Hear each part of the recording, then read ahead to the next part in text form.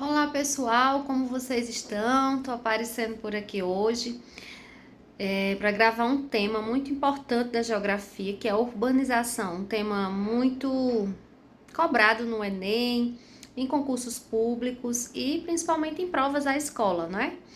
Então, vamos lá de forma rápida, direta e clara. O que é urbanização? Urbanização é o processo de crescimento das cidades. E esse processo, ele é decorrente de outro processo, que é o de industrialização, tá? Então, vamos aí ao caso do Brasil. O Brasil começa a se industrializar por volta da década de 1930 a 1940, governo Getúlio Vargas. Esse processo se intensifica nas décadas de 60, 70, né? E aí a gente, no decorrer desse percurso, tem o governo do Juscelino Kubitschek, depois os governos militares. E nesse intervalo de tempo, a gente observa um movimento muito grande de pessoas saindo do campo e vindo morar nas cidades, em busca de emprego nas fábricas. É o famoso êxodo rural.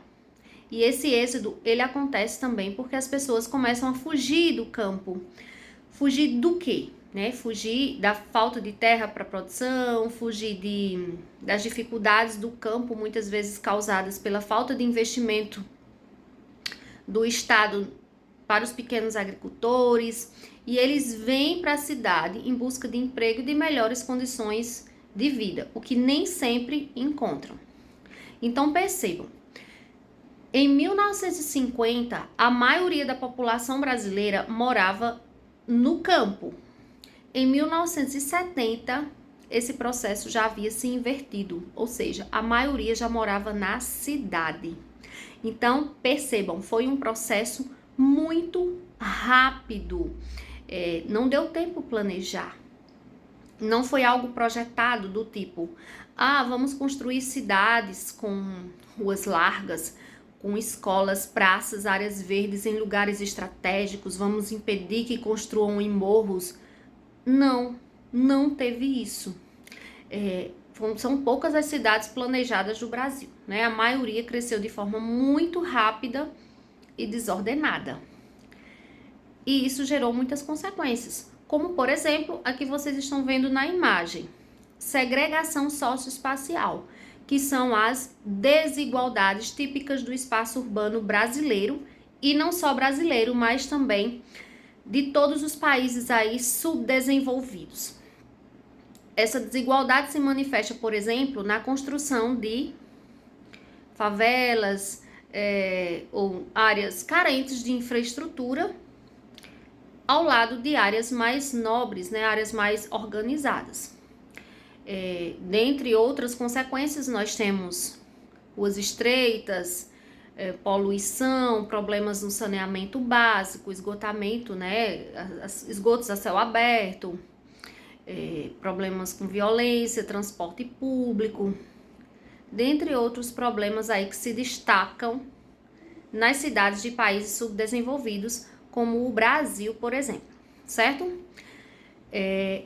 Temos aqui duas questões do Enem. Eu vou ler com vocês. Eu peço que vocês pausem um pouquinho esse vídeo, se quiserem. Tentem resolver sozinhos e depois vocês retornam a videoaula para saber qual a resposta correta, tá? Se não, pode acompanhar junto comigo. Vamos lá. A vida das pessoas se modifica com a mesma rapidez com que se reproduz a cidade. O lugar da festa, do encontro, quase desaparece.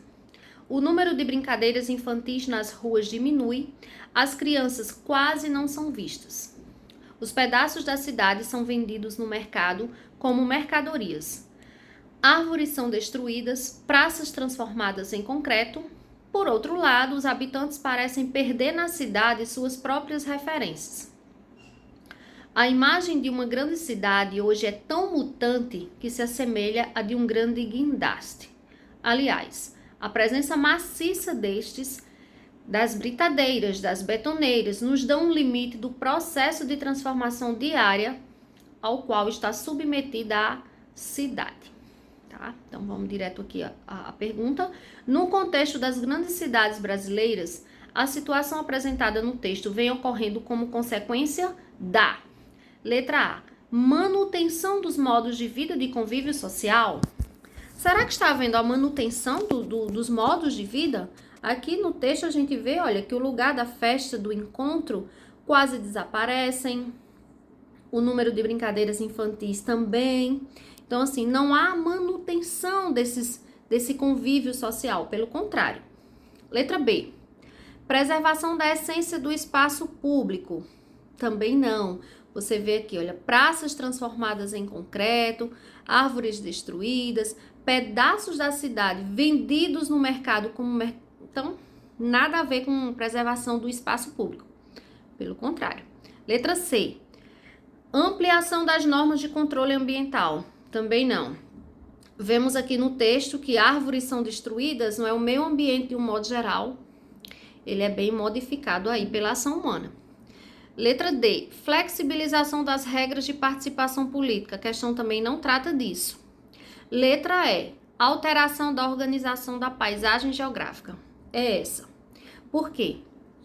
A questão vai mostrar que as cidades estão o tempo todo num processo de modificação. O espaço geográfico, gente, ele é mutável. Porque quem o constrói é o ser humano.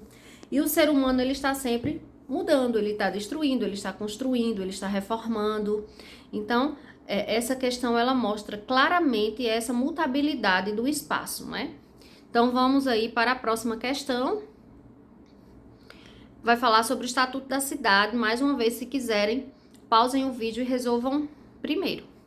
A participação social no planejamento e na gestão urbanos ganhou impulso a partir do Estatuto da Cidade, Lei 10.257/2001, que estabeleceu condições para elaboração de planos diretores participativos. Instrumentos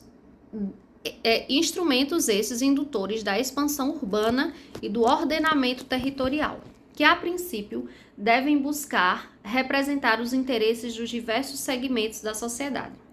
No entanto, é notório o limite à representação dos interesses das camadas sociais menos favorecidas nesse processo. Este rumo deve ser corrigido e deve-se continuar buscando mecanismos de inclusão dos interesses de toda a sociedade.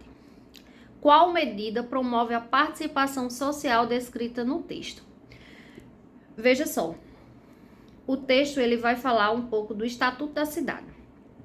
O Estatuto da Cidade é uma norma, uma lei que orienta, não é, a política urbana no país.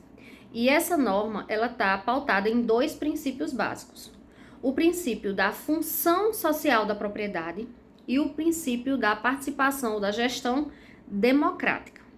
Vamos lá. O princípio da função social da propriedade, ele visa mais ou menos o seguinte, assim, de um modo geral. Os terrenos mais caros, mais valorizados da cidade, eles devem ser destinados a quê?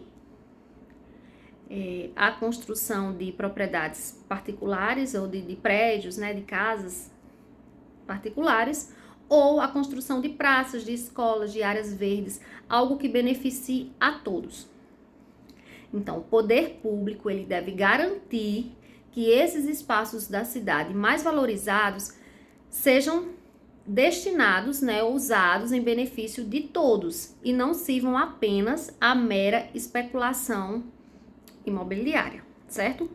Já o princípio da gestão democrática, que é o que trata a questão aí, ela visa o seguinte, que todos participem das decisões, né? Que todos participem da elaboração, da fiscalização dos planos diretores, tudo mediante audiência pública. Porque, de acordo com a questão aqui, olha, de acordo com o texto, os interesses das camadas sociais menos favorecidas nesse processo estão sendo, né, deixados de lado. Então, eles não estão sendo atendidos. Então, a pergunta é clara e direta. Qual medida promove uma maior participação de todos nas decisões que se referem ao Estatuto da Cidade? Com certeza a resposta é a letra E. Fortalecimento das associações de bairro. Então, todos os bairros da cidade, eles precisam participarem das decisões, né? Tem que ser bem representados. Então, para serem bem representados, eles têm que se organizar, eles têm que se fortalecer para poder expor os seus interesses, né? E colocar aí as suas questões para poderem receber os benefícios aí que o Estatuto da Cidade pode oferecer, tá bom? E é isso, gente. Um abraço, bons estudos e que Deus abençoe vocês.